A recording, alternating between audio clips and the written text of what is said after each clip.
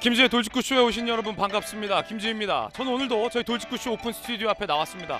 제가 방금 보던 이 동아일보 기사가 심상치 않습니다. 검찰이 유동규 씨의 진술 하나를 확보했는데 김용 부원장이 광주에 돈 뿌려야 한다며 20억을 요구했다라는 겁니다. 동아일보가 보도하고 있는 내용, 20억의 정체, 이 의혹 사실일지 잠시 후에 이야기 나눠보겠습니다. 저는 비가 오나 눈이 오나 매일 아침 이곳에서 여러분을 기다리겠습니다. 김지의 돌직구쇼 지금 라이브로 시작합니다. 잠깐만요.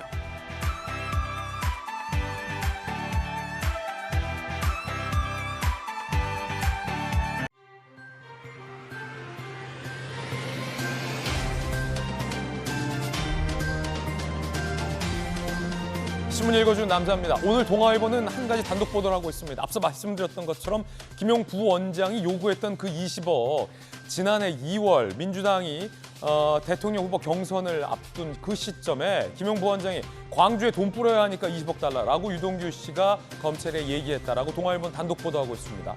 그리고 오늘 중앙일보는 단독 보도하고 있습니다. 검찰이 그 돈이 전달됐던 돈 가방까지 확보했다라는 보도입니다. 두 보도 심상치 않아 보입니다. 잠시 후에 돌직구쇼에서 집중적으로 보도해드리겠습니다. 오늘 종합신문 4가지 키워드 준비되어 있습니다. 먼저 첫 번째 키워드는 무엇일까요? 이겁니다. 20억. 오늘 동아일보가 보도하고 있는 그 내용입니다. 왜 20억을 요구했을까?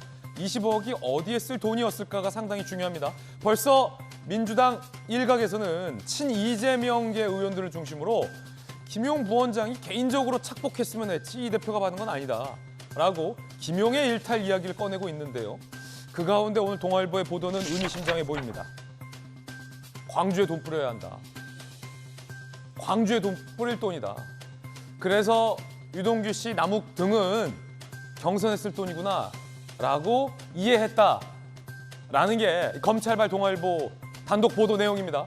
광주에 돈 뿌려야 한다. 만약에 김용 부원장이 돈을 받았다면, 그것이 사실이라면, 그리고 이렇게 얘기했다면 광주에 집 샀나요? 상당히 궁금해지는 대목입니다. 김용 부원장은 돈을 받은 적이 없다라고 전면 부인하고 있는 가운데 검찰은 돈가방까지 확보했다라고 알려지고 있습니다. 이어서 두 번째 키워드입니다. 이거예요. 낙마. 무시무시한 얘기가 나왔습니다. 낙마. 조선일보 오면 기사 내용입니다. 국정원 이례적 인사 갈등 장기화에 윤 대통령의 최측근이 국정원 기소실장이 교체됐습니다. 경질이란 얘기가 나옵니다. 조상준 기소실장 검찰 출신이고 윤 대통령 측근인데 새 정부 출범 5개월간 국정원에 무슨 일이 있었나 전해지기로는 인사 갈등이다라고 얘기가 나오고 있는데 잠시 후에 짚어보겠습니다. 이어서 다음 키워드입니다. 세 번째 키워드는 이겁니다. 반박. 한겨레 신문이 오면에 쓰고 있는 내용인데 누구의 어떤 것에 대한 반박일까요? 전현희 위원장이 기자회견했습니다. 추미애 아들 사건 6건에서 윤석열 검찰 공문에 근거했다라고 주장을 했습니다. 전현희 위원장의 주장입니다. 추미애 지휘권 무관 결론 내린 건 윤석열 총장 직인 찍힌 공문 때문이다라는 주장인데 글쎄요. 근거가 있어 보일지 잠시 후에 이야기 나눠보겠습니다.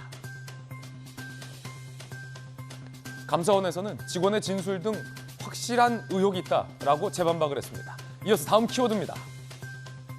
네 번째 키워드는 13. 한국일보 8면입니다.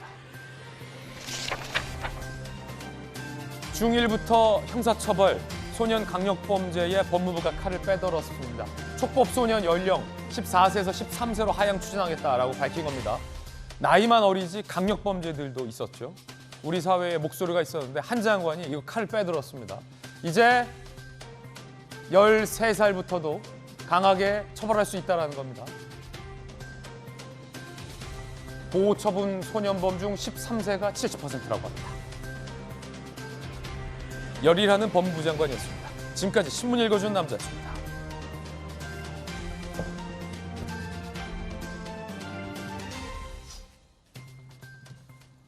함께 하신 분들 소개해드리겠습니다. 언론인 출신의 한신대 김수경 교수, 그리고 국민의힘에서 전략기획부총장으로 이번에 역임된 이양수 의원님 나오셨습니다. 민주당의 대통령 주자 박용진 의원, 그리고 구자룡 변호사님 나오셨습니다. 어서 오세요.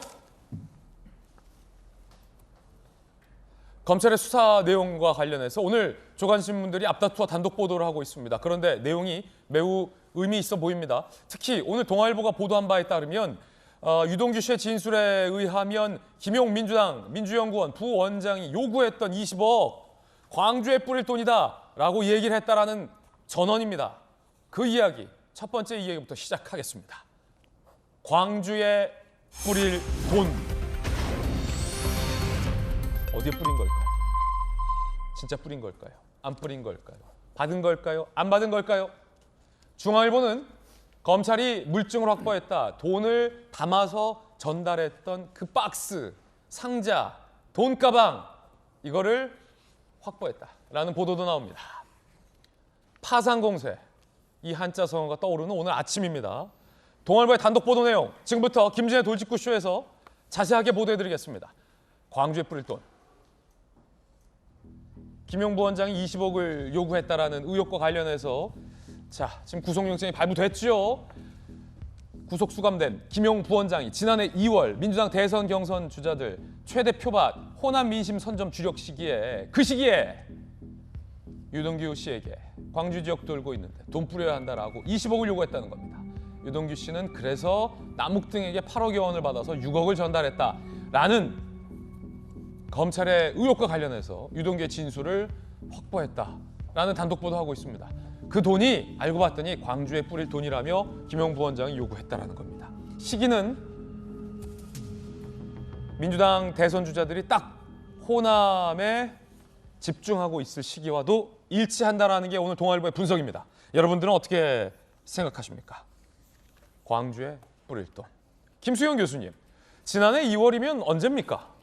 한참 이제 예비 경선 하려고 막 준비하던 때고 지금 이재명 대표가 호남을 막 돌면서 민심을 얻기 위해서 굉장히 애를 쓰던 시기죠. 그때 다들 호남을 중요시 여겼군요. 특히나 이제 경쟁자라고 말해지는 뭐 이낙연 전 총리나 뭐 정세균 후보 같은 경우에는 이제 호남 출신이다 보니까 아무리 이재명 대표가 당시에 뭐 여론조사 상으로는 높은 지지를 받고 있다 하더라도 네.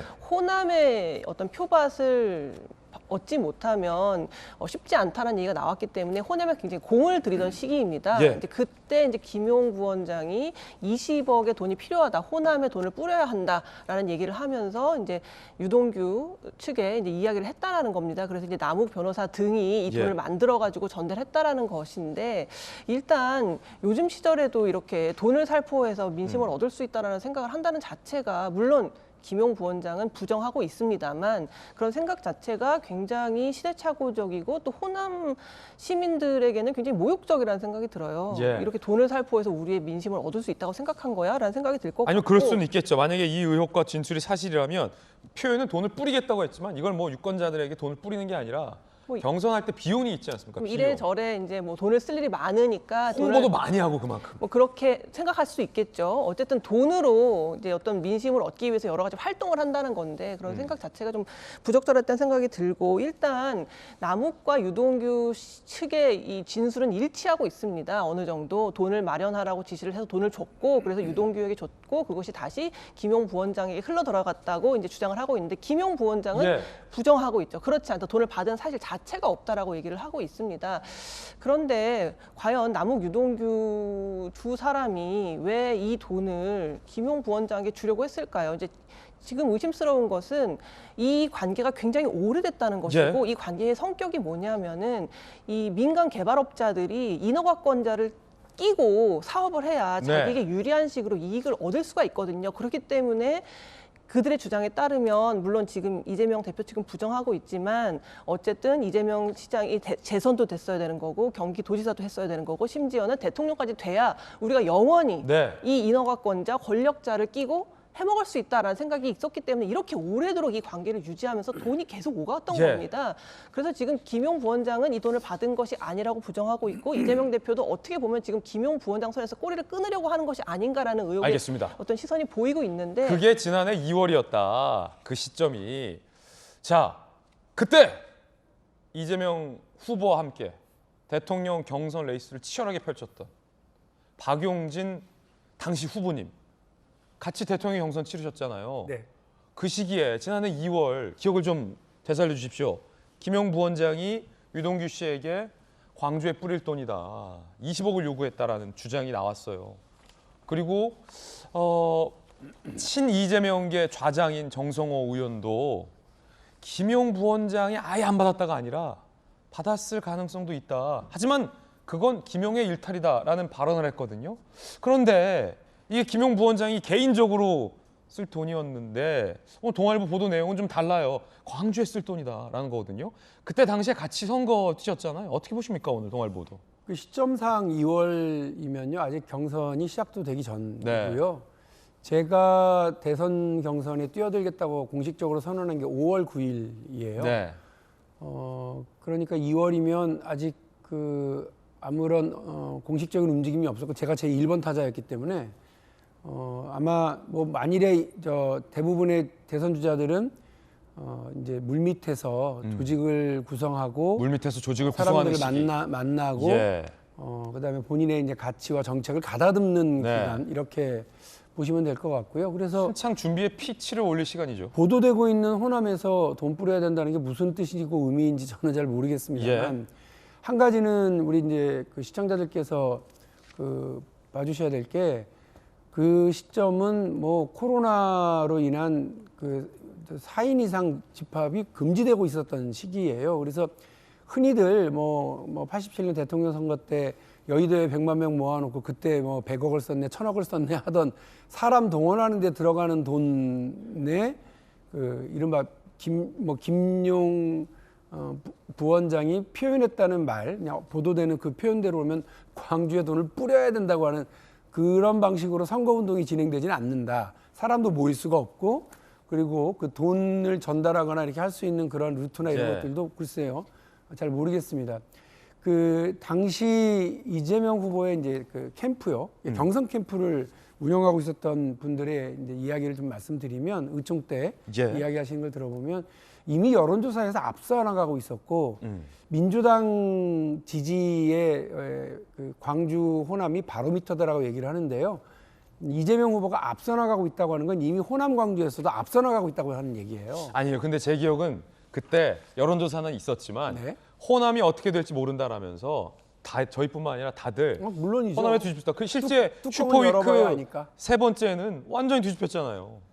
그때는 호남 경선, 순회 경선은 이제 끝나고 예. 3차 슈퍼위크였기 때문에요.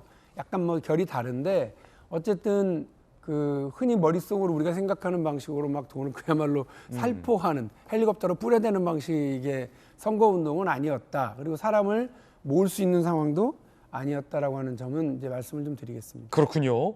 지난해 2월 그 시점이었다. 자, 이양수 의원은 대통령 선거 또 함께 하셨잖아요. 어떻게 보십니까? 돈 저도- 뿌릴 일이 없다. 네, 뭐 참 우리 박용진 그 의원께서 이렇게 참 말씀하시는 거 보면 참 앞으로 정말 지도자가 될 만한 그런 충분한 저걸 가지신 것 같아요. 이게 자꾸 이 방송에서 박용진 진선하지 마세요. 지난번부터 아니, 계속. 그게 아니고 예. 지금 말씀하시는 거 보면 이재명 후보가 그다음에 그 캠프에서 벌어진 일을 굉장히 이렇게 좀 감싸 안으려는 이런 모습을 보여주는 거 참 보기 좋고요. 보기 좋다. 하지만 이제 진실로 우리가 좀 다가서서 우리가 좀 얘기를 해보면 저 당시는 이낙연 후보하고 정세균 후보가 호남 출신들이라 상당히 그쪽에 지지세가 많았습니다. 단지 여론조사 수차로 나오는 것도 있지만 대의원과 책임당원, 권리당원을 장악하고 있는 그 국회의원들과 당협위원장들이 굉장히 중요하거든요. 이제 그런 시점이었기 때문에 이낙연 후보와 정세균 후보는 앞으로 표의 확장성이 더 있었고 당시 이재명 후보는 고전을 면치 못하고 그런 상황이었고요. 사실 또 호남은 전체 민주당의 권리당원 중에 한 30%가 포진해 있는 아주 전략적 지점이고요. 예. 그런 상황에서 이분들이 20억을 뿌리겠다라고 광주에 한 거는 뭐 아까 뭐 합법적인 홍보비라든가 이런 거는 그렇게 못 뿌립니다. 네. 왜냐하면 그것은 선거 비용이라든가 선관위에 제출하는 것에 의해서 아주 명확하게 선거 비용으로만 써야 되기 때문에 예. 이렇게 뒷돈으로 뿌릴 수 있는 돈이 아니에요. 이거는 뭐냐면은 살포되는데 그 박용진 의원님 말씀하는 대로 그 과거처럼 헬리콥터로 살포하는 이런 식의는 불가능하고 당협위원장이나 그 지역위원장 이런 국회의원 이렇게 통해 갖고 지구별로 나눠지게 돼 있는 거죠. 만약에 지금 거기가 이제 8명의 국회의원이 있죠, 광주에.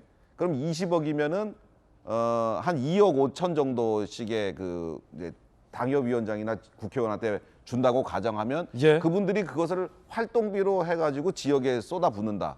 그러면 여론이 반전이 되죠. 예, 그건 뭐 전체를 대상으로 하는 것이 아니고 거기 책임당 권리당원이라든지 그다음에 그 간부들이나 대의원들을 상대로 하는 거기 때문에 네. 살포 가능성이 있는 거죠. 그러니까 물론 그것이 성공했는지 못했는지는 모릅니다.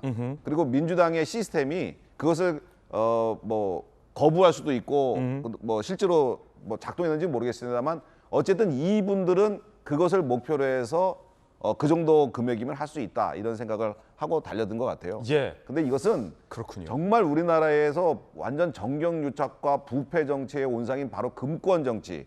그것 때문에 대한민국이 썩어 문드러져 갔는데 그걸 지금 서울시장인 오세훈 의원이 오세훈 선거법으로 그걸 개선했잖아요. 그 20년 전의 망령으로 돌아가는 거기 때문에 예. 그건 절대 있어서는 안 될 일이다 이렇게 생각이 듭니다.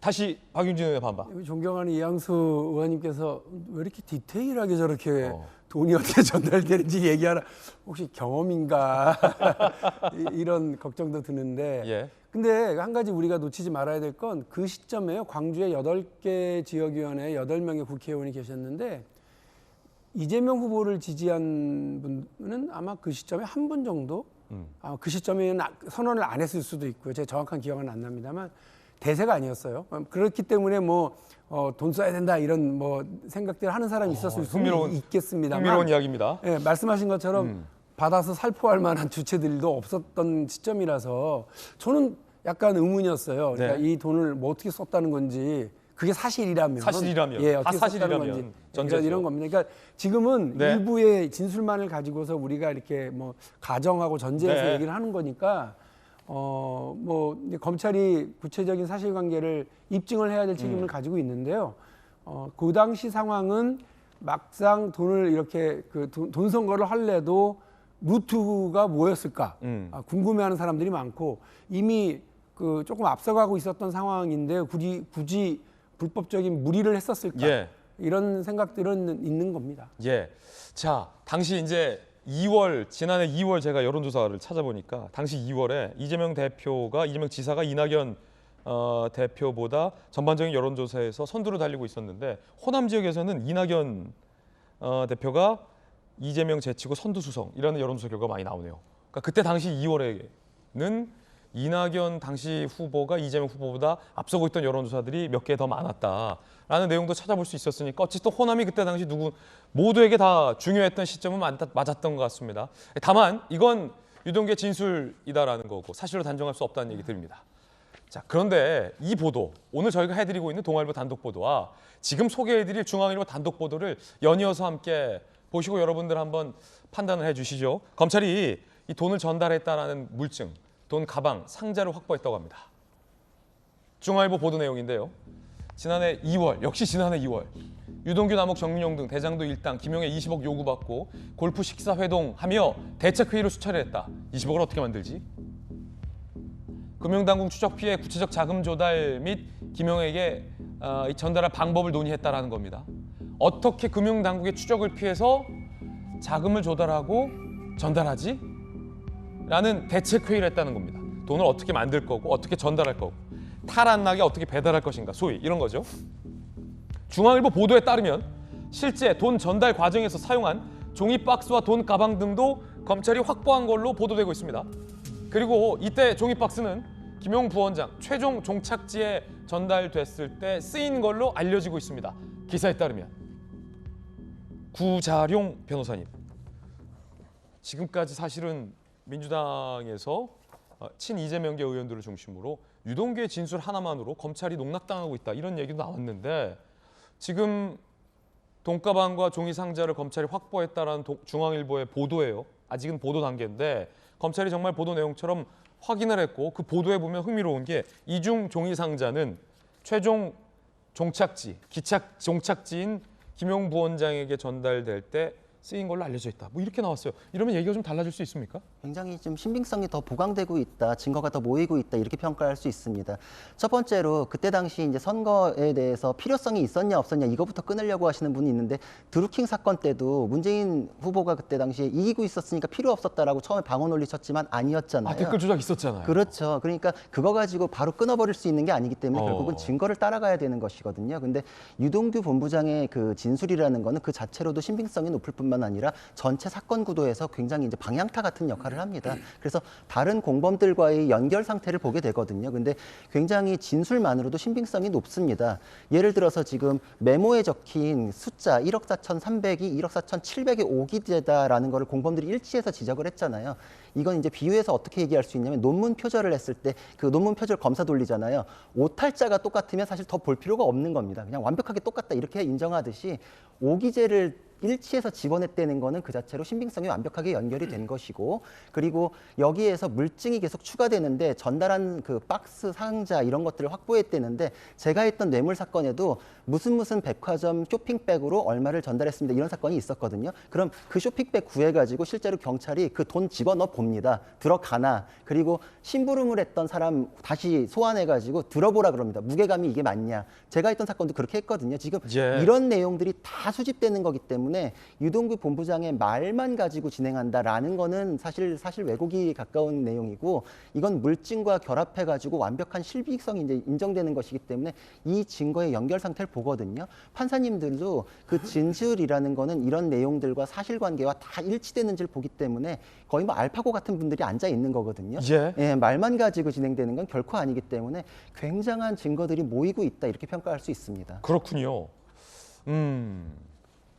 그 돈 전달 과정에서 쓰였던 상자나 가방 검찰이 확보했다. 중앙일보 보도 내용인데 김수인 교수님 이거를 어떻게 확보했을까요? 그 보관하고 있었나요? 이렇게 샥 신문지로 잘 싸서 지문 안 타게 이렇게 보관하고 있었던 걸까요? 글쎄요, 그걸 어떻게 확보했는지는 저도 잘 예. 모르겠는데 어쨌든 그러니까 현금이 오갔기 때문에 금융적인 기록이 없어서 일단 진술에 의존할 수밖에 없고 수사가. 근데 진술만 가지고 어떤 죄를 특정하기는 어렵기 때문에 여러 가지 물증이 필요한 거죠.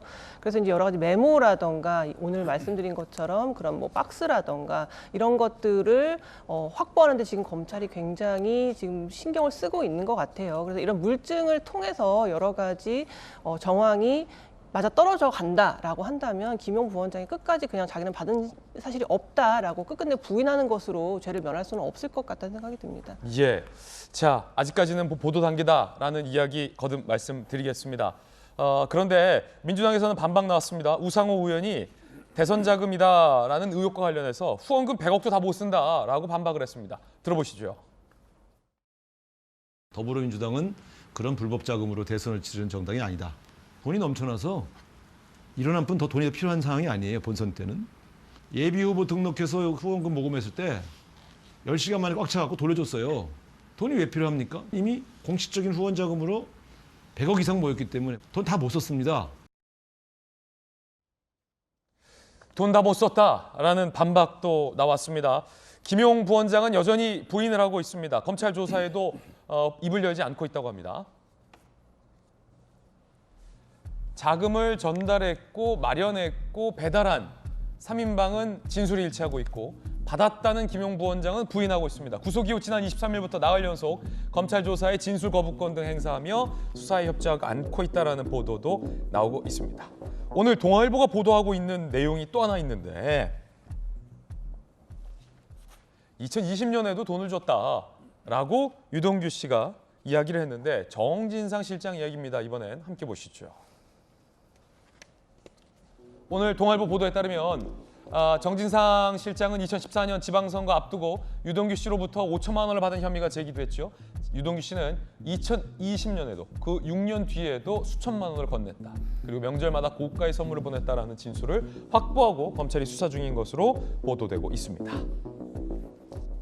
2020년 당시 남양주 양정 역세권 개발 사업을 이 남욱 등은 준비하고 있었다. 검찰은 사업 과정 중 편의를 바라고 유동규를 통해 뇌물을 건넸을 가능성을 주목하고 있다라는 내용입니다. 정진상 실장도 돈 받은 거 없다라고 부인을 하고 있는데 유동규 씨는 한두 번이 아니다라고 얘기하고 있습니다. 그리고 내가 100번, 1000번 같이 술 먹었는데 술값 한 번도 낸 적 없다. 그리고 그 돈은 다 남욱동 대장동 일당이 아는 유흥업소 여직원을 통해 대신 결제를 해줬다라고도 의혹을 최근 제기한 바 있습니다. 그런가 하면 정진상 실장은 압수수색이 유동규 씨에 대한 압수수색이 있던 그 시점에 유동규 씨에게 전화를 걸어서 이 휴대폰을 버리라 라고 조언을 했다 라고 알려져 있습니다. 그런데 정진상 실장이 남긴 마지막 메시지가 보도되고 있습니다. 함께 보시죠. 압수수색 전날에서 당일 아침까지 절차절명의 순간이에요. 절차절명의 텔레그램과 아이폰 페이스타임으로 11차례 통화를 시도했었다. 그런데 수신이 안 됐다. 그러자 안 좋은 마음 먹지 말고 통화하자 동규야라고 정진상 실장이 유동규 씨에게 메시지를 보냈다라는 겁니다.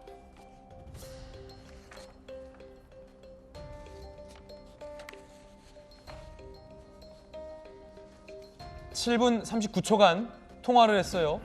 자, 그 통화 내용이 진실 공방인데 정진상 실장은 처음에 통화 안 했다라고 소위 오리발을 내밀다 말을 바꿨죠. 그러고 나서 잘못을 감추지 말라고 난 얘기했다라고 주장을 했고, 통화한 유동규 씨는 뭔 소리냐, 그 바꾼 지도 얼마 안 되는 새 휴대폰인데 그거 버리라고 했다, 울분을 토한 바 있습니다.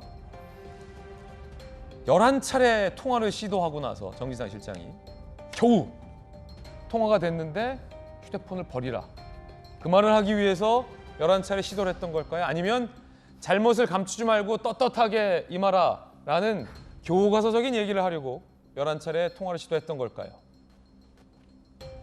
구재룡 변호사께서 보시기에는 어느 쪽에 진실의 무게가 쏠려 있다고 보십니까? 11차례 페이스타임 등으로 통화를 시도했다. 굉장히 다급했던 걸로 보여요. 그리고 꼭 할 말이 있었던 걸로 보여요. 정진상 실장이 유동규 씨에게 꼭 할 말, 문자도 했잖아요. 동규야, 나쁜 맘 먹지 말고 통화 한번 하자. 진심을 다해서 하려고 했던 말 뭘까요? 진실을 이야기하시오, 이걸까요? 휴대폰 버리시오, 이거였을까요? 제 실무 경험상으로는 이제 그 사건에서 증거 관계가 굉장히 중요하잖아요. 근데 사건이 만들어지는 과정에 통화 누구랑 했는지, 어떤 녹취가 있는지, 이게 중요할 뿐만 아니라 네. 사건 터졌을 때 누구랑 협의했는지도 굉장히 중요합니다. 근데 이 급박한 순간에 압수수색 쳐들어오는데 그때 진실을 얘기해라라고 하나만 얘기하려고 그렇게 다급하게 여러 번 통화했다는 것도 믿기가 네. 어려울 뿐만 아니라, 근데 굉장히 정의로운 얘기잖아요. 그렇죠. 예를 들어서 뭐 예. 거짓말을 하지 마라, 근데 반대로 무단횡단하지 유동규 마라, 예. 착하게 살아라, 부모에게 효도하라. 그렇죠. 이런 내용은 굉장히 중요하잖아요, 우리가 삶에 있어서. 그렇죠. 근데 정진상 실장 지금 얘기대로면 자기는 결백하고 아무 상관없고 그런데 그냥 진실대로 얘기해라라고 얘기했던 거잖아요. 만약에 그런 얘기였으면 유동규 본부장은 지금 사건 당사자잖아요. 바빠 죽겠는데 무슨 소리야. 나 협의하기 바빠. 끊어. 이랬을지 이런 통화하고 있을 시간이 없습니다. 그렇게 한가한 상황이 아니거든요. 그러니까 상식하고는 좀 맞지 않기 때문에 지금 변호사를 찾든 내부자 가장 긴밀한 사람이랑 협의를 하든 정말 급박한 순간이거든요. 그때는 사실 급박하게 가장 긴밀하고 이해관계를 같이 한 사람이랑 통화했을 타이밍이기 때문에 그때 정말 하나만 얘기하려고 11차례 통화 시도하고 그런 얘기했다는 거는 믿기가 어렵고, 그런 얘기였으면 처음에 통화했습니까? 라고 했을 때 아우 친한 동생이니까 걱정돼서 전화했습니다 라고 그냥 밝혔으면 될 일이거든요. 예. 왜 끝내 통화한 사실도 그렇게 부정을 하려고 했을까? 라는 거하고도 충돌되기 때문에 신빙성에서는 이미 타격을 입은 상태다 이렇게 생각이 됩니다. 왜냐하면 정진상 씨 주장에 따르면 유동규와는 돈 한 푼도 얽혀 있지 않은 사이이고 대장동과도 관련 없는 사람인데, 아무 사이 아닌데 하필 압수수색 당하는 그 시점에 11차례 시도를 했고 통화를 했다는 거죠.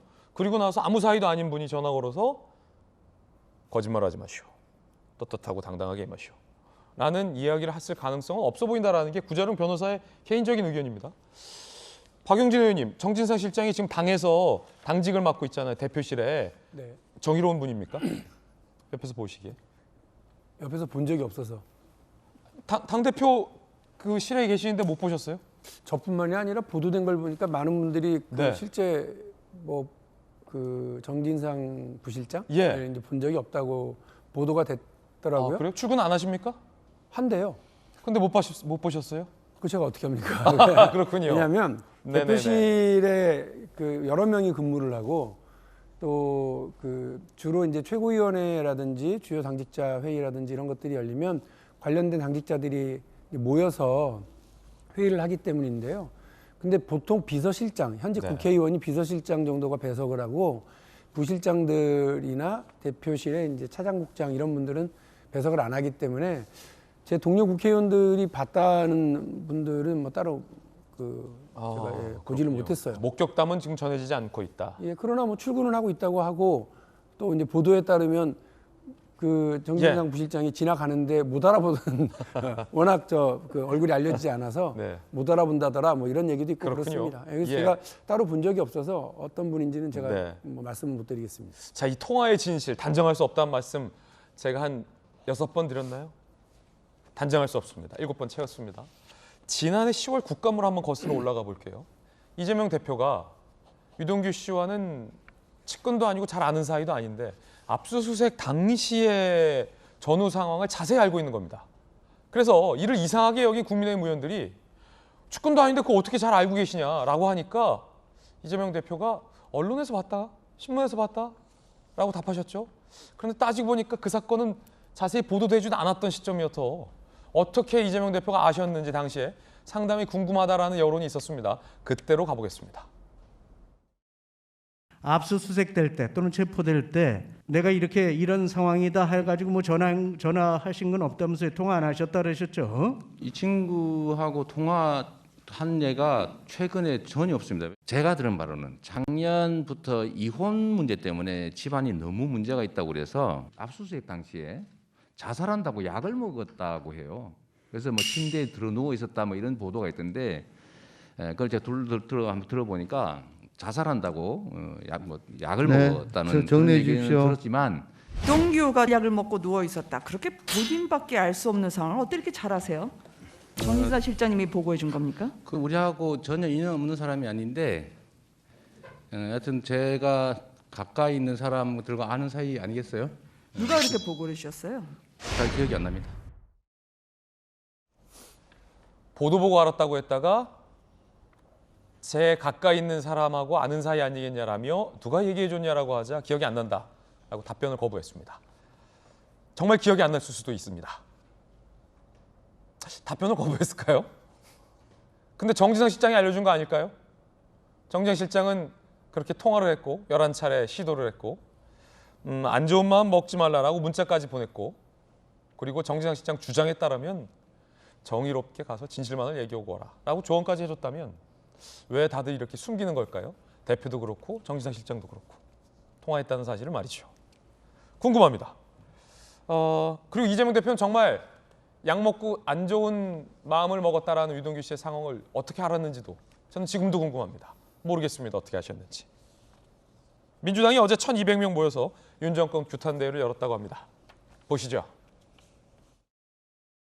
당사 침탈 야당 탄압 윤석열 정권 규탄한다.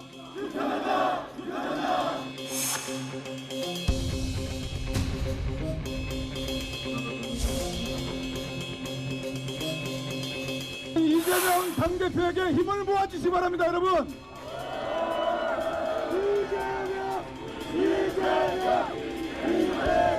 참으로 한심한 정권 아닙니까, 여러분?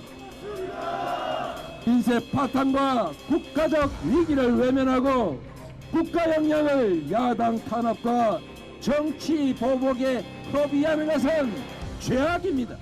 가녀린 촛불을 들고 그 강력해 보이던 정권까지 끌어내린 위대한 대한민국의 국민 아니겠습니까? 민생 파탄, 검찰 독대로는 국민께 희망을 결코 드릴 수가 없습니다. 대통령실 국정조사와 김건희 여사 특검 추진에도 총력을 다하겠습니다.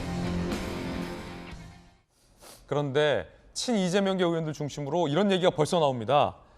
체포하려고 하더라도 국회 체포 동의안이 통과돼야 한다. 그리고 이 대표의 사퇴 가능성은 없다라고 말입니다. 들어보시죠. 결단 내려라. 그런 요구가 나오고 그런 결단을 내릴 가능성도 있다고 보세요? 저는 그럴 가능성 별로 없다고 보고 있습니다. 2024년도 4월 초에 총선이 있기 때문에 당이 여기서 대우가 흐트러지게 되면은 굉장히 어려운 상황이 저는 온다고 보고 있고요. 네, 의원들도 뭐 그런 요구는 그런 움직임은 뭐 크게 별로 없을 거라고 저는 생각하고 있습니다. 이재명 대표에게 물러가라라고 이야기하는 것은 성급한 예단이죠. 그럴 일은 없다고 생각하고요.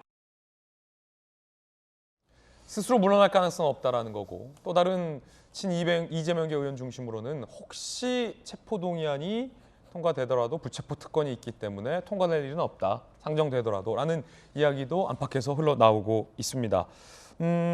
그렇다면 이건 국회의원으로서의 불체포 특권 내지는 스스로 내려올 생각은 없다라는 의지는 지금 명확히 밝힌 것 같아요. 김수인 교수님 어떻게 보십니까? 사퇴는 없다. 그러니까 지금 민주당에서 어쨌든 이 상황을 그냥 단일 대우로 극복하자라고 결론을 내린 것 같아요.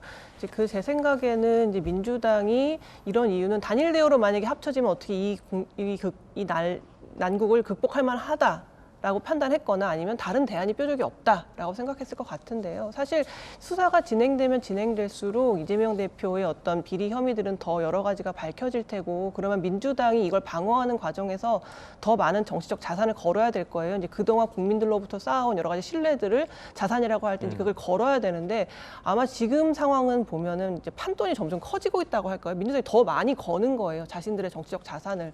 그래서 지금 어떻게 보면 거의 올인했다고 볼 수도 있거든요. 만약에 이 판돈의 끝이, 어떻게 보면 이 판의 끝이 어떻게 될지가 되게 궁금한데, 만약에 이런 정도의 어려움을 이재명 대표가 극복한다, 그러면 정말 그것은 뭐 이재명 대표가 앞으로 대통령까지도 볼 수 있는 것이고, 이것이 점점 더 여러 가지 비리가 밝혀지면서 민주당이 그냥 같이 사법 리스크의 구렁텅이로 다 빠져든다라고 하면 아마 당이 없어지는 상황까지 오지 않을까, 그런 생각이 듭니다. 예.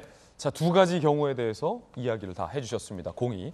이번엔 저희가 준비한 두 번째 이야기인데, 김의겸 의원이 주장할 때만 하더라도 일이 이렇게 커지진 않았을 것. 그런데 민주당의 지도부까지 소위 윤석열 대통령이 대통령 신분으로 한동훈 법무부 장관과 김앤장 30여 명의 변호사와 함께 새벽 늦게까지 술을 마시며 동백아가씨를 불렀다라는 소위 동백아가씨 게이트 의혹을 제기했는데, 민주당의 최고위원들까지 이 의혹을 들고 나섰습니다. 이렇게 되면 민주당 지도부까지 거둔 상황이 된 거죠. 그러면 뭘 거시겠습니까? 두 번째 이야기 지금 시작하겠습니다. 판돈이 커진 거예요, 소위. 도박 용어 자꾸 정치에서 나오는 거 부적절합니다만, 뭐 걸라고 요구한 건 김의겸 의원이 먼저였죠. 야당 지도부의 TF 카드 상황이 좀 달라졌어요. 김의겸 의원 1개만의 의혹 제기가 아니게 된 거죠. 윤의 콜과 한의 대응. 제목 재밌네요. 윤의 콜과 한의 대응. 자, 민주당 최고위원들 이야기 들어보시죠.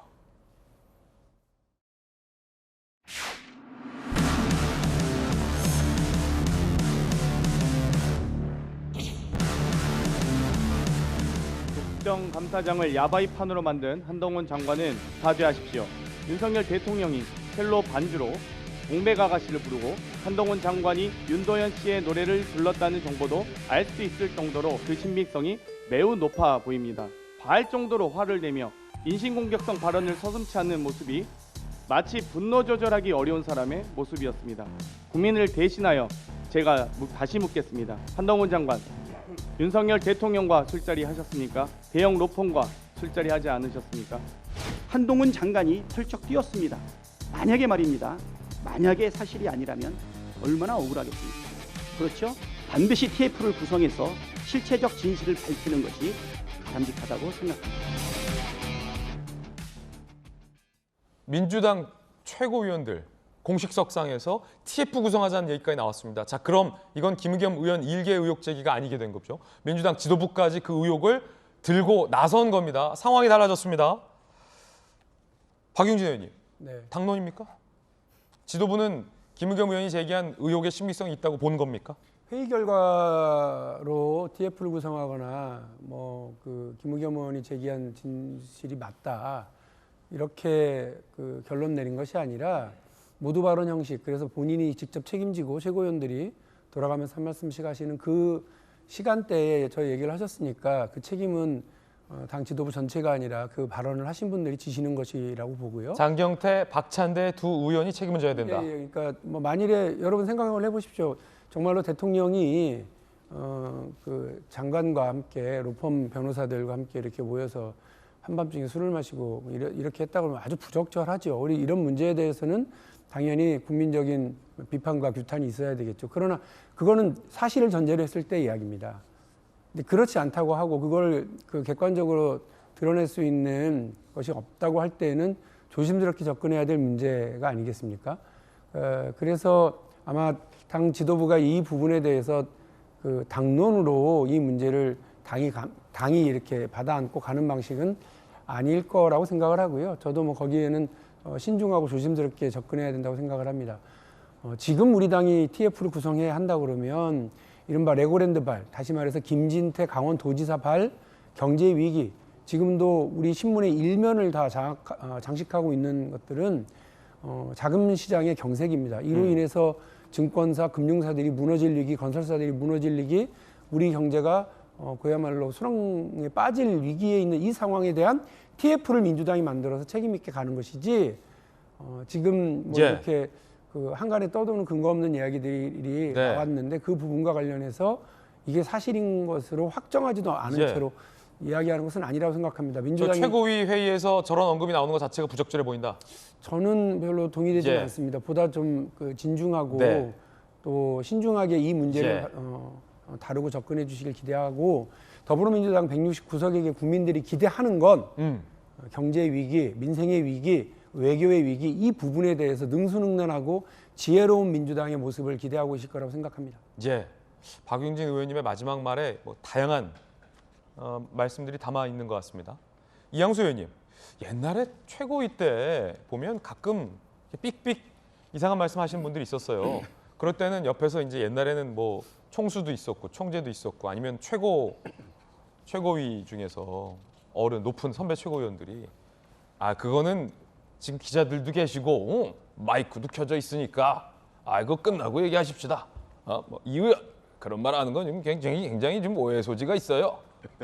이렇게 누가 옆에서 제지를 해줘요. 당대표께서 하기 좀 그러시면 옆에 있는 당대표 양쪽에 있는 분들의 역할이 그런 거예요. 옆에서 아이고 뭐 박 의원 이 자리에서 할 말은 아니지. 기자분들도 계신데 자 기자분들 나가세요. 옛날에 이거 했는데 지금 장경태 최고와 박찬대 최고위원이 길게 김의겸 의원의 이른바 동백꽃 아가씨 의혹을 TF를 뿌려야 한다는 얘기를 하는 그 긴 시간 동안 누구도 제지하지 않은 걸로 보이는데 그 대목을 좀 누구도 제지하지 않았다. 요 장면을 저는 되게 포인트를 흥미롭게 봤는데 어떻게 보십니까? 아주 우리 김지인 앵커께서 기자적 시각으로 요즘 달라진 여의도 그 세태라 그럴까요? 그런 걸 정확하게 지금 읽으셨는데 지금 여든 야든 그 너무 정치가 요즘 돌발적이고 또 그다음에 사려 깊지 못하고 협의하지 않고 그냥 본인 주관대로 이렇게 가는 경향이 좀 많은 것 같아요.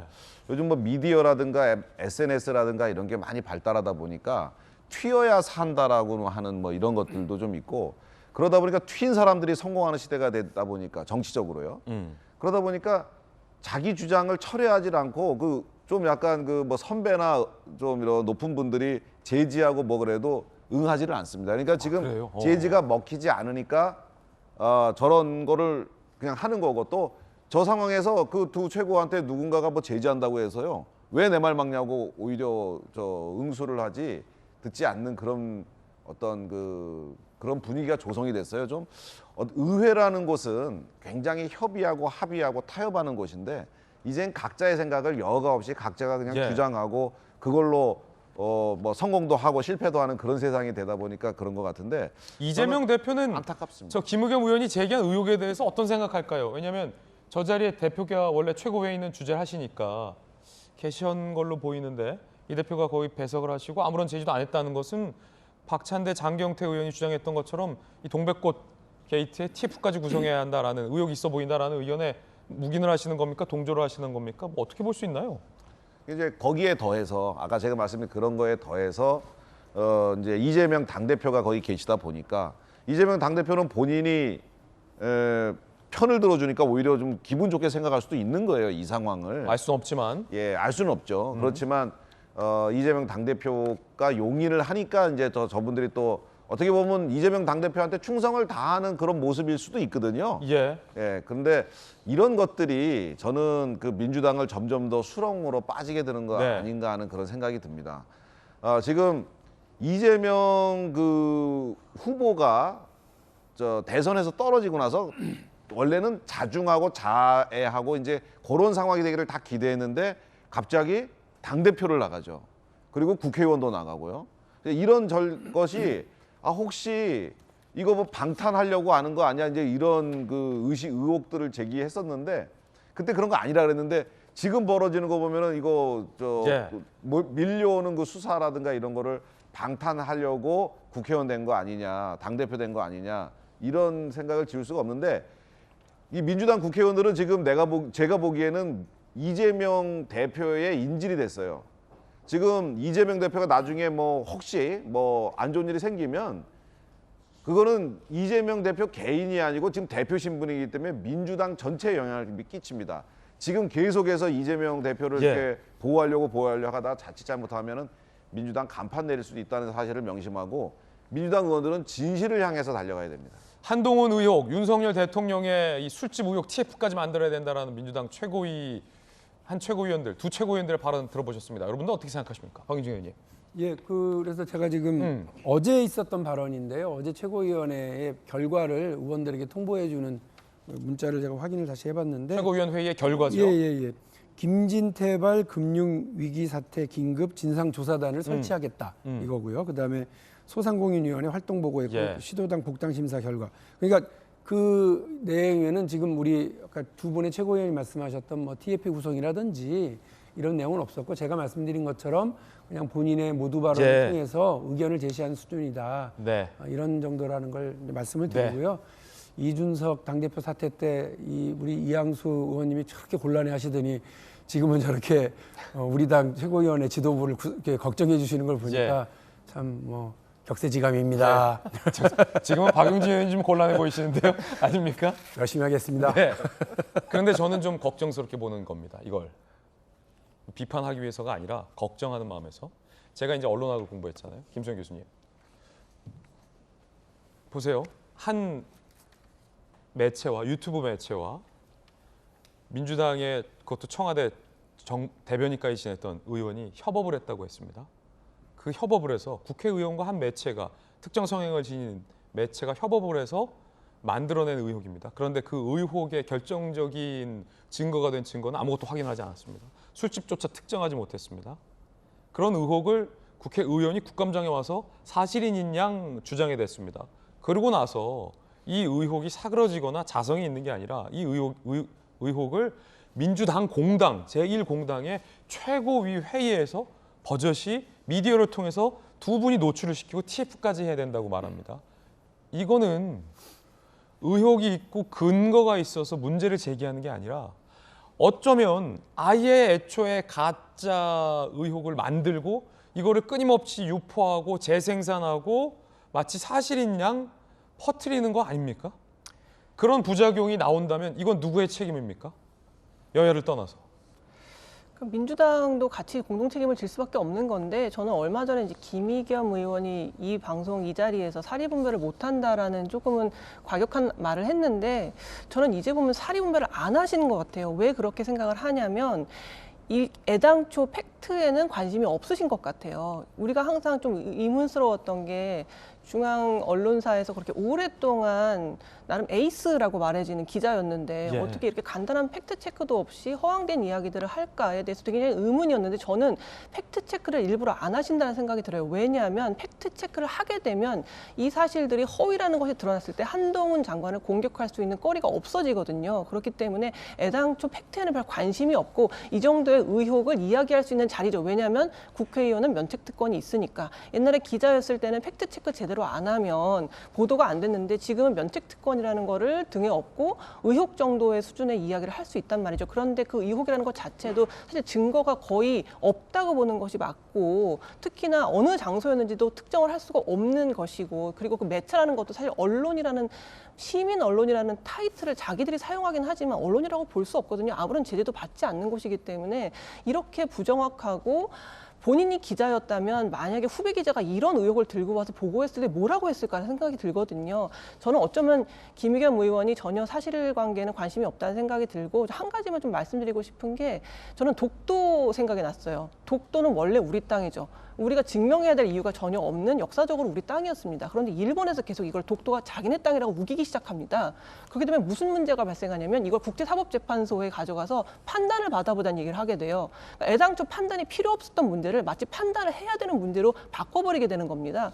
한동훈 장관이 그런 곳에 간 적이 없고 저는 사실이 아니고 사실 무근인데 이걸 TF를 만들고 사실을 확인하자 이렇게 되는 순간부터 마치 이것을 판단받아야 되는 팩트를 확인해서 판단을 받아야 되는 문제로 이렇게 호도해버리게 되거든요. 저는 그런 의도가 다분히 깔려있는 문제 제기가 아니었나 싶은 생각이 듭니다. 예, 자 김수영 교수님의 어떤 개인적인 의견이다라는 말씀 드리겠습니다.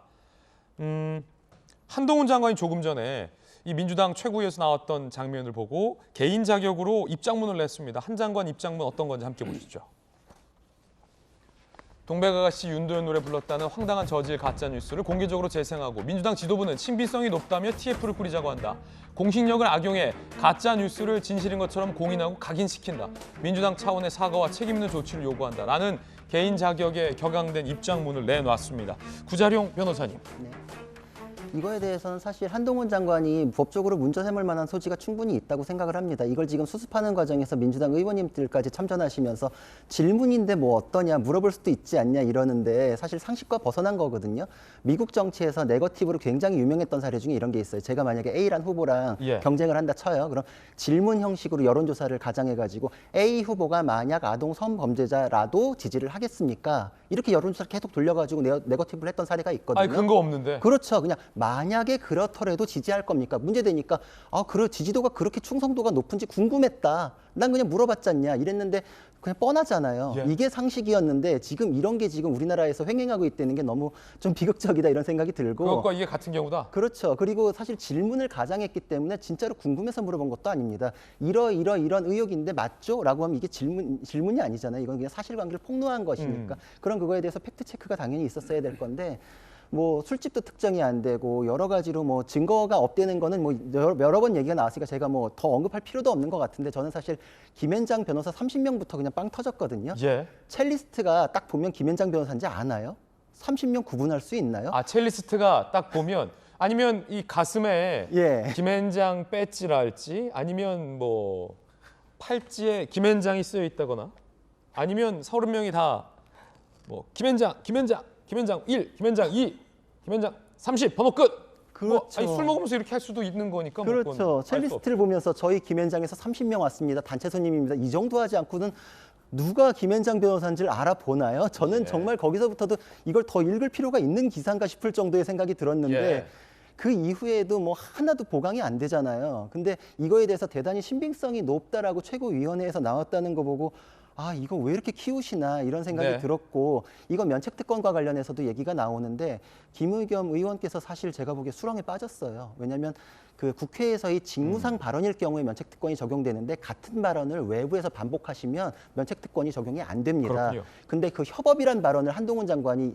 이끌어냈잖아요. 사실 제가 보기엔 거의 뭐 검사 취조에서 실토한 것 같은 느낌이 돼버렸는데 그거 외부에서 그러면은 더 탐사란 데서 보도한 거에 대해서 김의겸 의원이 공범격이 되거든요. 책임져야 된다. 그렇죠. 그럼 외부에서의 방송에 대해서는 법적 책임이 따릅니다. 면책특권이 거기선 적용이 안 돼요. 그러니까 두 번의 발언이 지금 있다고 볼 수 있는데 그리고 국감장에서의 발언도 문제가 있는 게 명백한 허위 사실일 경우에는 다시 또 면책특권이 적용이 안 됩니다. 그래가지고 이게 직무상 발언인지 허위 사실인지에 대해서 되게 중요해지는데 그래서 김의겸 의원이 과연 이거에 대해서 팩트체크 얼마나 있는지 이것도 앞으로 지금 추궁의 대상이 될 수 있는 문제이기 때문에 문제가 간단치 않습니다. 자, 물론 김의겸 의원은 이것이 사실이라고 생각했기 때문에 저렇게 질문했을지 모르겠습니다. 그리고 이 의혹에 대해서 진짜일 것 같다라고 믿고 있는 분도 있는 것 같기 때문에 사실이다 아니다를 저희 돌직구쇼에서는 단정하지 않겠습니다. 각 패널 개인들의 견해만을 말씀드리겠고 앵커가 지적했던 부분도 의혹을 제기한 부분에서 의혹이 사실인지에 대한 근거를 제시해야 되는데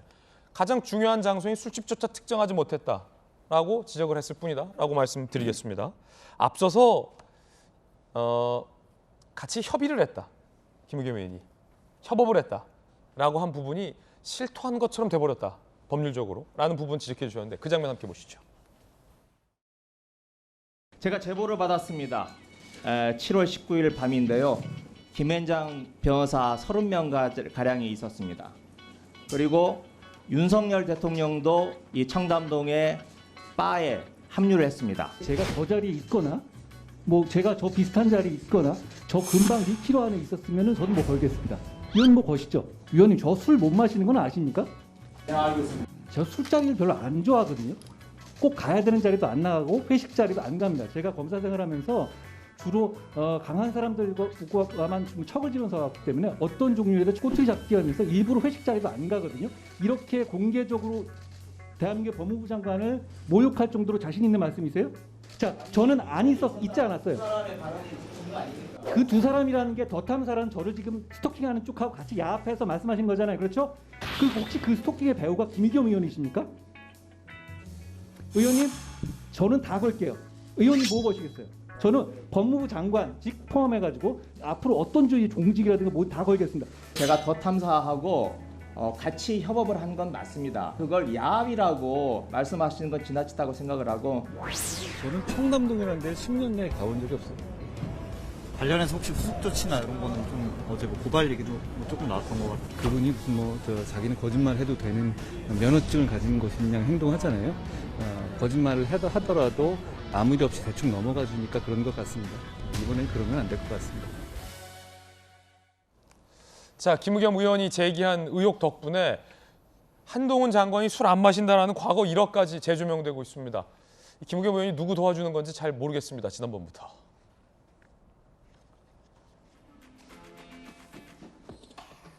윤석열 대통령이 검사 시절 사건이 막힐 때, 그걸 동훈이 어디 있냐, 동훈이 좀 물어봐.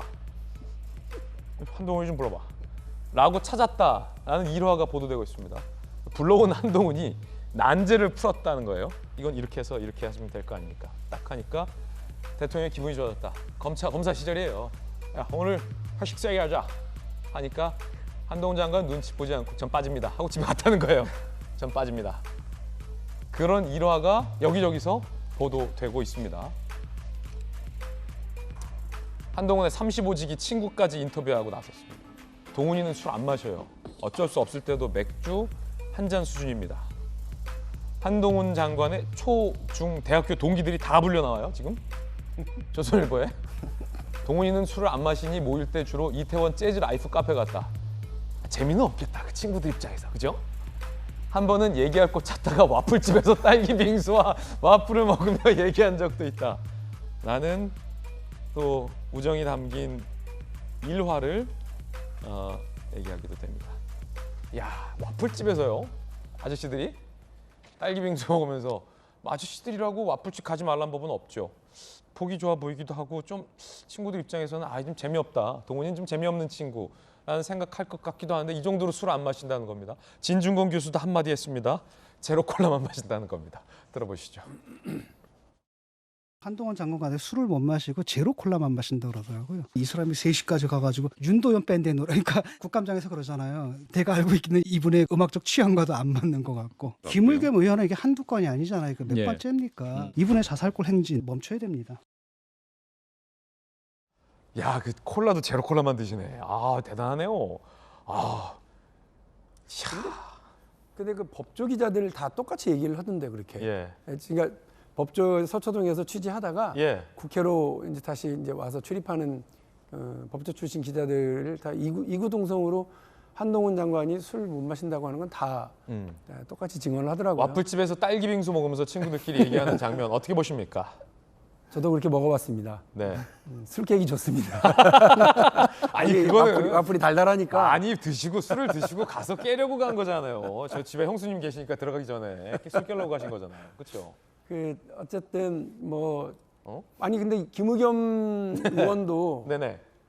제가 술 안 하는 건 아십니까? 그랬더니 압니다 이렇게 얘기를 하더라고요. 그래요? 그러니까 술 안 먹고 노래 부를 수 있지 않나 이런 주장 아닌가. 그렇죠. 한 장관이 술 먹었다고는 안 했으니까. 네, 노래방에 가는 분들이 다 술 먹고 가는 건 아니잖아요. 그러니까 윤도현 노래를 술 안 먹고. 그럼 지금 박용진 의원님께서는 김의겸 의원에 동의하시는 건가요? 노래방에 술 안 먹고 가는 분들이 많다. 이 얘기가 동의하는 말로 들리십니까 지금? 그건 아니죠. 자, 어쨌든 그럼에도 불구하고 이게 사실일 수 있다라고 믿고 있는 분도 계시는 것 같아요, 보면. 자, 사실 여부는 여러분께서 판단해 주시고요. 한동훈 장관이 법적 대응을 예고했습니다. 이 공격에도 금도가 있다는 거죠. 김기현 말처럼 새벽 3시에 로펌 변호사 대통령하고 같이 노래 불렀으면 직거래 하는 게 맞다. 제가 그런 것 같겠나. 상대방 공격하는 것에도 금도가 있다라고 어제 입장문을 냈습니다. 그런데 민주당 일각에서는 이렇게까지 김우겸 의원을 두둔하고 있습니다. 아까 최고위원 두 분이 이 의혹에 다시 한번 의혹을 제기하며 최고위 회의에서 TF까지 얘기했던 것처럼 민주당 일각에서 김용 부원장의 의혹보다 증언 개수가 더 많지 않냐? 라고 김우겸 의원의 의혹 제기를 두둔했습니다. 양이원영 의원. 김용에게 8억 건넸다 주장하는 이는 유동규 혼자인데 죄송합니다. 한동훈 술자리 증언은 2명이다. 누구는 맞고 누구 진술은 무조건 틀린가. 그러자 국민의힘에서 이재명 게이트를 증인 숫자 놀이로 비유하지 말라. 국민 기망행위다라고 얘기했습니다.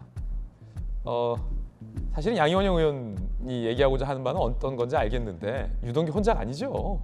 예? 남욱도 있고 많지 않습니까?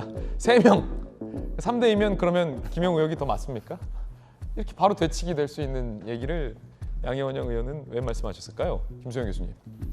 정말 국회의원이 한 말이라고 믿을 수 없을 정도로 너무 함량 미달의 이야기네요. 증언 혹은 증인의 숫자로 그 증언이 얼마나 신빙성 있는지를 가를 수 있는 게 아니지 않습니까? 이제 그런 식으로 따지면은 뭐 음성 처리된 알 수 없는 사람의 음성 파일로 다 증언이다라고 이런 식으로 제시를 하면 그럼 그 증언은 굉장히 신빙성이 있는 겁니까? 너무 말이 안 되고 이제 민주당이 왜 이렇게까지 김의겸 의원의 어떻게 보면 굉장한 심한 헛발질을 다 같이 두둔하느라고 이 난리인지 모르겠는데 사실 한동훈 장관 이 사건을 보면은 이게 전형적으로 사람을 괴롭히는 수법이거든요. 사실이 전혀 아닌 허위의 사실 음모를 한 다음에 상대방이 화가 나겠죠. 그래서 발끈하면 왜 이렇게 화를 내? 아니면 아니라고 말하면 될 거 아니야. 그럼 아니라는 증거를 대봐. 이런 게 정말 사람을 전형적으로 괴롭히는 수법이에요. 그건 괴롭힘입니다. 거의 이제 뭐 학교 같은 데서 애들 학교 폭력에 해당하는 그런 식으로 사람 괴롭히는 거거든요. 학교 폭력이다. 김소영 교수님 개인견해.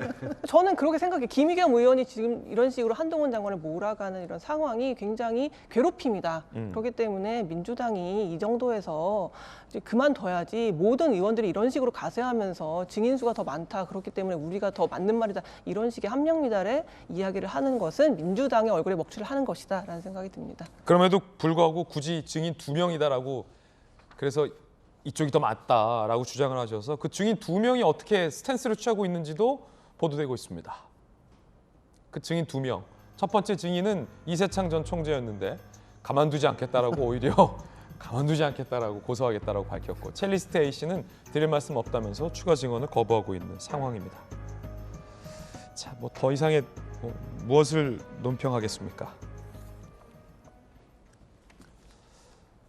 저는 제발 이 의혹뿐만이 아니라 우리 그런 생각을 해봤어요. 박용진 의원이 2년 전인가요? 3년 전인가요? 그 유치원 3법을 들고 나와서 그때 의혹 제기했을 때 무수히 많은 고초를 겪으셨고 지지도 받으셨잖아요. 근데 그때는 굉장히 의원실에서 철저하게 이 의혹을 검증했었어요. 제가 알기로는. 그리고 정말로 언론사에서도 이 박용진 의원이 제기했던 의혹이 사실인지에 대해서 철저하게 검증을 했었고 그걸 기반으로 더 나아진 법안을 통과시켜서 지금은 이제 그런 의혹이 없어졌잖아요. 네. 그때가 박용진의 국감 스타 의원으로 발돋움했던 대목인데 적어도 저는 여야 국회의원들이 앞으로 이 정도의 팩트 체크는 거치고 의혹을 제기하려면 국감장에서 그런 의혹 팩트 체크는 거쳐야 된다라는 생각을 좀 한번 들어봤습니다.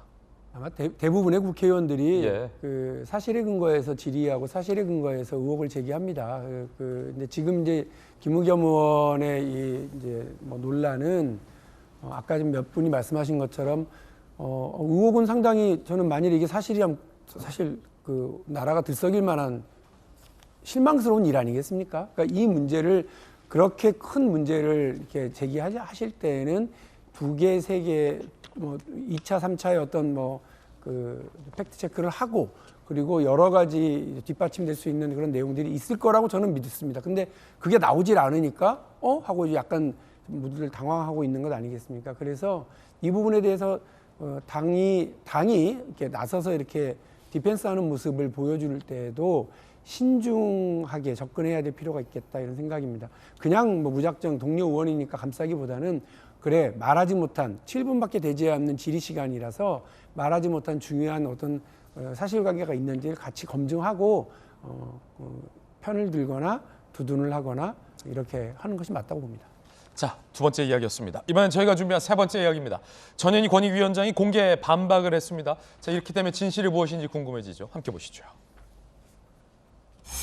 전현희 위원장의 공개 반박 열리는 진실의 순간. 감사원이 수사를 의뢰한 전현희 위원장의 개인 비위는 무엇이고 전현희 위원장은 어떻게 반박을 했는지 함께 보시죠. 수사를 의뢰했습니다. 감사원은 추미애 전 법무부 장관 아들 군 특혜 수사 이해충돌 여부 유권 해석 개입했다. 두 번째, 서해 공무원 피격 사건 유권 해석에 개입했다. 세 번째, 상습지강 등 근무 태도에 문제가 있다. 네 번째, 근태 관련 감사원 자료 제출 요구를 거부했다 등입니다. 그러자 전현희 위원장이 어제 반박 기자회견을 했습니다. 들어보시죠. 강압적 조사를 하고 먼지털이식 조사를 했지만 거의 모든 사안에 대해서 권익위원장의 위법성이 없음이 확인되었습니다.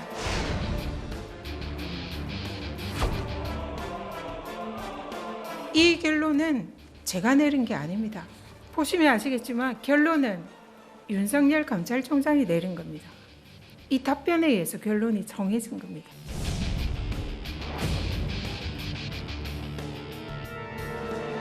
보고나 협의 절차를 다 거치고 최종적으로 작성이 돼서 국힘 성일종 의원실에 전달된 최종본입니다. 초안과 최종본 확인해 보십시오. 여기에 그 어디에 위원장이 답변을 불법적으로 변경한 게 어디에 있습니까? 똑같습니다. 이 정도면 무고 아닌가요? 자, 전현희 위원장은 이 정도면 무고다라며 강하게 감사원을 비판하고 의혹을 부인했습니다. 그런데 그 발언 중에 상당히 흥미로운 발언 나왔는데 윤석열 검찰총장이 결정한 거다. 내가 개입한 게 아니라. 어떤 내용입니까 이게? 사실 이해충돌이 지금 문제되는 게 뭐냐면은 추미애 전 장관 시절에 아들에 대한 문제가 있었을 때 그럼 법무부 장관으로서 이해충돌이 발생하지 않느냐. 게다가 조국 장관이 정경심 교수에 대한 형사사건이 있을 때 이해충돌이라고 했던 사례가 있으니 당연히 이해충돌이다라고 해왔거든요. 근데 그때 그 결론을 바꿔서 이해충돌이 아니다라고 했습니다. 근데 그 내용을 보면은 지금 구체적으로 법무부 장관이 그 사건에 대해서 수사 지휘권을 행사한 사례가 있느냐, 없지 않냐, 없다는 거를 구체적으로 확인했기 때문에 이해충돌이 아니다라고 했는데 사실 법리적으로 이게 좀 말이 안 돼가지고 좀 납득하기가 어려운 부분이 있습니다. 예. 왜냐하면 이해충돌이라는 거는 그 충돌 상황이 벌어지는 그 가능성만으로 문제가 벌어지는 것이거든요.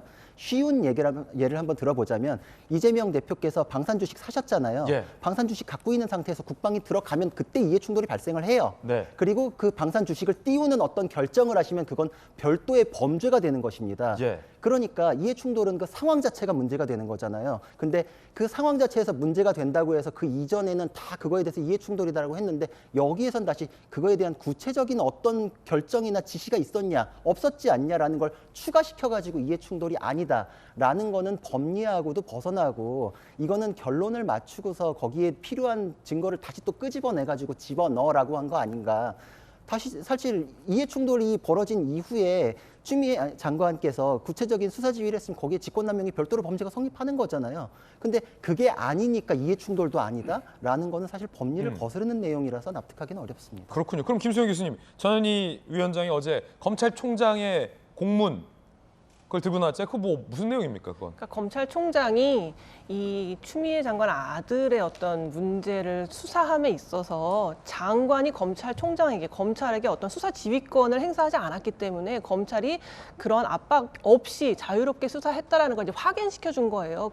거기까지죠. 윤 대통령 당시 검찰총장이 이해관계가 충돌하지 않는다라고 얘기를 내려준 건 아닙니다. 예. 그냥 검찰총장이 법무부 장관으로부터 그러한 수사 지휘를 받은 바 없다까지 확인해 준 거예요. 이제 그걸 보고 전현희 위원장은 그렇기 때문에 직무 대가성이 없는 거잖아. 그래서 이거는 이해충돌이 없어라고 결론을 내린 거는 전현희 위원장인 거죠. 전현희 위원장의 개인 견해군요. 그렇죠. 그러니까 그게 하나 이제 건너서 자기가 결정적으로 최종 판단을 한 건데 지금 전현희 위원장은 마치 당시 검찰총장이었던 윤 대통령이 직무 대가성이 없다라고 마치 결론을 내려준 것처럼 지금 호도를 하고 있어요. 그래서 자기의 어떤 판단이었던 것이고 애당초 권익위라는 거는 이해 충돌을 이제 판단해야 되는 곳이기 때문에 이해 충돌은 언제 발생합니까? 아무래도 뭐 권력자라든가 돈 가진 사람들이라든가 어떤 좀 사회 고위층에 있는 사람끼리 어떤 이해 충돌이 발생할 수 있는 거거든요. 그렇기 때문에 이 권익위 위원장 자체를 정치인이 가는 거는 말이 안 되는 이유가 그래서인 겁니다. 어쨌든 그런 정치인이나 정당인이나 이런 사람들이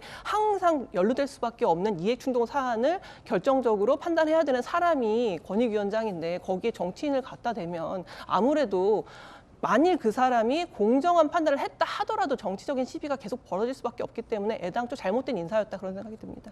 예. 자, 전현희 위원장은 추미애 전 장관의 이해충돌 소지가 없다라는 그 유권 해석에 나는 별도로 이걸 뒤집거나 개입한 바는 없다라고 전현희 위원장은 주장했습니다. 민주당에서는 감사원의 감사를 문제 삼았습니다. 김종민 의원입니다. 대통령실의 주도하에 여당과 감사원과 검찰이 정치 공작 카르텔에 대해서 전현희 권익위원장 하나 몰아내려고 하는 거예요. 저희가 공수처 고발을 해놨습니다. 공수처 수사를 지켜보고 공수처 수사가 미진하다. 보통 특검은 현재 있는 수사 제도가 미진하거나 정치적으로 신뢰가 안 가면 발생하는 거거든요. 그래서 그것까지 같이 포함해서 검토를 하겠다. 그런 취지입니다. 그런가 하면 전현희 위원장은 최근 윤창현 국민의힘 의원이 왜 질척거리시냐라는 발언을 듣고 성적 수치심을 느꼈다라고 비판한 바 있습니다. 그러자 권성동 의원이 질척거린다의 수치심을 느꼈다며 박원순 시장은 왜 존경하느냐라고 다시 되받아쳤는데요. 그 대목, 그 장면부터 함께 보시죠. 그 선별적 규제 완화, 기업에 대한 어떤 규제 완화가 권익위를 통해 이루어진 케이스를 보고해 주시길 바랍니다. 네, 그만 조금 예만 들으시면 됩니다. 아니 말씀을 그러면 나중에 질의 끝나고 그냥 예 아니오만 하면 좀 해달라는 대로 좀 해주세요. 왜 이렇게 질척거리십니까? 그러니까 저에게 질척거린다는 표현을 쓰셨는데요. 굉장한 성적 수치심을 느끼고 있습니다. 사과를 부탁드립니다. 자, 권성동 의원인데 과거 전 위원장은 고 박원순 시장 빈소를 찾아 고인의 명예를 운운하며 존경한다고 했습니다. 여당 의원의 질척거린다는 지적에 성적 수치심을 느끼면서 성범죄 의혹의 당사자는 존경이 가능하셨습니까? 라고 대목 꼬집었습니다. 질척거린다라는 표현도 적절치 않죠, 일단. 그런데 성적 수치심, 그건 사실 근데 본인이 느끼는 거긴 한데 권성동 의원이 꼬집은 건 박원순 시장 성범죄 의혹 때 전현희 위원장이 보였던 태도와 본인에게 향한 이 발언에 대한 민감도가 너무 다른 것 아니냐라는 이중성을 좀 지적한 것 같아요. 뭐 권성동 의원 표현과 지적에는 별 관심 없고요. 이제 좀 자제하실 시간 아니에요, 권성동 의원님은. 네. 조금 더 기다리시고 이제 이런 겁니다. 정권이 바뀔 때마다 왜 그 전임 정무직 그 자리의 장관직 자리라든지 혹은 뭐 중요한 공기업 자리에 있는 사람들을 다 내보내려고 하는 그런 압력들이 있잖아요. 이게 좀 지나치다는 생각이 듭니다. 다른 정무직 자리들이야 뭐 공기업 사장 자리야 저는 정권하고 코드가 맞게 이렇게 바뀌어 나가는 게 일정하게 좀 자연스러울 수 있다고 봅니다. 그런데 그 위원회가 있잖아요. 이렇게 지금 중립적인 어떤 위원회로 임기가 보장된 자리들이 있습니다. 여기까지 이렇게 다 일종의 몰아내기가 진행이 되는 거. 게다가 이제 감사원이 역대 저렇게 하는 거는 국민들도 처음 보실 거예요. 딱 감사원 일 잘하네 이렇게 생각하시는 분들보다는 이번에 감사원이 엄청 세네 이렇게 생각하시는 분들이 많을 텐데 저도 처음 보고 국민 여러분들도 처음 보시지 않습니까? 좀 너무해요. 감사원이 이렇게 막 정치적으로 막 압박을 해서 나가는 것도 좀 그렇고 같은 정무위원회긴 한데 여당 의원님들께서 전현희 위원장을 상대로 해서 상당히 인신공격 아니야? 이렇게 느낄 만한 그런 질의와 발언과 표현들을 쓰시는 것도 사실입니다. 이렇게까지 할 문제인가 싶습니다. 그래서 저는 아예 여야 간에 합의해서 대통령 바뀌면 싹 다 물러나는 걸로 이렇게 그냥 합의를 하고 법을 만들든지 그러게요. 이렇게 해야지 정권 바뀌고 나서 여기에 쏟아지는 에너지 정말 불필요하고 국민들께서 아주 신경 날카롭게 만드는 이런 일들 그만했으면 좋겠습니다. 그거 괜찮은데요? 정권 바뀌면 그냥 기관장도 같이 싹 다 책임지는 그래야 알박기도 안 할 거 아니에요. 정권 말에 임명된 지 열흘밖에 안 됐어도 관두시는 걸로. 차라리 그렇게 하는 게 맞다는 생각이 듭니다. 지금의 대통령 제도를 유지하려면. 자, 이번엔 저희가 준비한 다음 순서입니다. 뜨거운 소식 3가지 준비했습니다. 첫 번째 소식부터 보시죠. 조상준 국정원 기조실장이 사표를 냈습니다. 경질이다 뭐 이런 얘기도 나오고 국정원 인사를 두고 라는 얘기도 나오고 일신상의 이유다라는 얘기도 나옵니다. 함께 보시죠. 왕 실장 불리며 국정원 개혁을 지휘했던 조상준 국정원 기획조정실장이 사의를 표명했습니다. 김기현 국정원장 건너뛰고 대통령에게 사의 표명했다. 즉각 수리 국정원장에게 통보했다라는 건지 아니면 대통령실에서 조상준의 경질을 결정해서 통보를 해준 건지는 뭐 아직 정확하게 확인된 바는 없습니다. 임명 4개월 만입니다. 도덕성 문제 때문이라는 얘기도 나오고 일신상의 문제라는 얘기도 나오고 아니면 인사를 두고 충돌했다라는 얘기도 나오고 있습니다. 정확한 건 알 수 없습니다.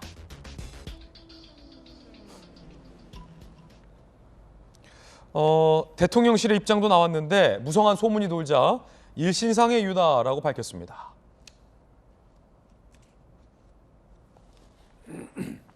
조상준 기조실장 사의 일신상의 이유, 개인적 사유라 더 밝히지 않을 것이다. 개인적 사유다. 면직 권한 있는 대통령 의사 확인하는 것이 먼저다라고 얘기했습니다. 이양수 의원님, 네. 뭐 여러 가지 소문이 많습니다. 네. 뭐 국정원장을 패싱했다라는 일각의 주장, 민주당 의원들의 주장도 있고, 네. 뭐 인사 원칙을 지키려다가 대통령실에 의해서 뭐 날아갔다라는 또 일각의 소문도 있고, 아니면 개인적인 뭐 비위 혐의가 밝혀진 거 아니냐라는 소문도 있고, 어떤 겁니까 정확한 게? 소문으로만 흐르고 저도 정확한 진상을 알 수가 알 수 없고요. 없어요. 예. 뭐 근데 이제 공식적으로 발표되는 건 사실이 아닐 거라고 예상을 네. 합니다. 왜냐하면 공식적으로 발표할 수 있는 거는 그냥 공식적인 그 해명일 것이라고 생각하고 뭔가 말 못할 게 있을 것 같은데 그 뭐 인사상의 그 뭐 의견 충돌 같은 걸로 사퇴하는 일은 없습니다. 왜냐하면 인사 문제는 거의 매번 사람들의 생각이 다르기 때문에 충돌이 있는 것이 오히려 자연스러운 것이고 뭐 과중한 업무라든지 뭐 이런 여러 가지 이런 것들은 제가 보기에는 정확한 이유는 아닌 것 같고 일신상의 이유라 그랬으면 아무래도 뭐 건강이라든지 뭐 이런 거일지 않을까 싶어서 개인적인 이유니까 너무 깊이 저희가 제가 이제 알려하는 것은 좀 맞지 않을까라는 생각이 듭니다. 예. 자, 두 번째 뜨거운 소식 살펴보겠습니다. 함께 보시죠. 자, 이재명 대표의 장남이 상습 도박 혐의로 송치됐습니다. 함께 보시죠. 해외 도박 사이트 수차례 불법 도박 혐의 검찰에 송치됐죠. 도박 관련 인터넷 커뮤니티 성희롱, 여성 비하 댓글을 올린 혐의도 포함이 됐습니다. 2020년 인터넷 마사지업소 지역 상호 언급하며 다시는 안 간다 성매매 혐의, 증거 불충분 불송치 결정을 내렸었는데요. 불법 도박, 상습 도박 혐의만 송치가 된 겁니다. 어제 이재명 대표가 이 상습 도박 혐의로 장남 맞죠? 장남이 검찰에 송치된 것과 관련해서 뭐라고 이재명 대표는 답을 했을까요? 들어보시죠. 네, 도박 혐의로 지금 송치됐는데 이게 이제 한 말씀만 해주십시오. 대표님 아드님께서 대통령의 아들은 사실상 남이다라고 말했습니다. 그 얘기는 배우자와 자녀를 비교한 거였습니다. 배우자는 공적 활동을 하는데 아들은 그런 측면에서는 남이다. 특히 성년의 아들. 자, 또 갑자기 제가 인터뷰한 게 나와서 깜짝 놀랐습니다만 지난해 12월이었죠. 아들은 배우자에 비해서는 남이다라는 어떤 성격이 짙다라는 법률적인 해석의 의견까지 들어봤습니다. 저는 제 아들을 남으로 생각하지 않습니다. 우리 아들이 어떠한 범죄도 없이 성실하게 잘 자라줬으면 좋겠고 설사 그렇지 않더라도 제 아들은 남이 아닙니다. 저보다 소중한 제 아들입니다. 제 딸도 그렇고요. 어떻게 보십니까, 구자룡 변호사님? 이재명 후보 관련돼서 전방위적인 형사적인 리스크가 있지 않냐. 근데 이게 지금 만들어진 것처럼 얘기하시는 분들이랑 팩트가 다른 게 아들이 스스로 글을 올려가지고 이게 터진 것이거든요. 그 불법 도박 사이트에 스스로 내가 이렇게 했다라고 해가지고 드러난 것이기 때문에 이거는 본인이 자초한 문제에 대해서 드러나서 형사처벌받는 것이니까 사필 규정의 문제라고 할 수 있고, 그 양쪽 측면에 문제가 있었는데 상습 도박하고 이제 불법 성매매 요게 두 가지가 있었는데 본인이 글을 올렸기 때문에 이게 이제 사실상 법적으로 자백이랑 동일하게 취급이 됩니다. 그럴 경우에 자백 보강 법칙이라는 게 있어서 객관적인 증거로 이제 보강이 돼야만 유죄로 갈 수가 있는데 도박 같은 경우에는 자기가 이제 해외로 송금하고 사이트에 베팅하고 이런 기록이랑 매칭이 시킬 수 있었기 때문에 이제 기소 의견으로 송치가 됐던 것인데 성매매 혐의에 대해서도 사실 강한 의심은 있었습니다. 근데 그거는 사실 오프라인 상에서 현금 결제로 이루어지고 이러면 사실 증거가 남기는 어렵거든요. 그러니까 지금 전 이거 부분은 법리에 따라 가지고 좀 꼼꼼하게 수사해서 난 결론이다 이렇게 생각이 됩니다. 예. 자, 이번엔 뜨거운 소식 세 번째 소식 살펴보겠습니다. 함께 보시죠.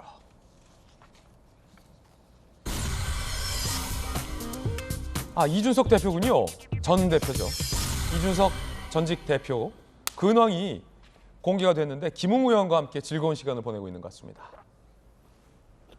자, 김웅 의원은 이 전 대표의 입장을 많이 두둔했던 이준석 계로 알려져 있죠. 유승민, 이준석 계, 김웅 의원. 살 빠졌네. 크크.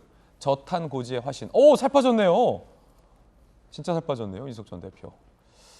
자, 그렇다고 합니다. 정진석 비대위 효력정지 가처분 기각 후 2주간 잠행. 이 전 대표 인사 측은 이렇게 조언했다고 해요. 알려지기로는 성질 죽이고 걸음걸이는 왜 갑자기 언급이 되죠? 달라진 모습 보이라고 조언을 했다고 합니다. 친유석계 인사 성비위 문제 털어내야 후일 도모한다. 검찰 기소 대응에 매진 중이라는 근황도 알려져 있습니다.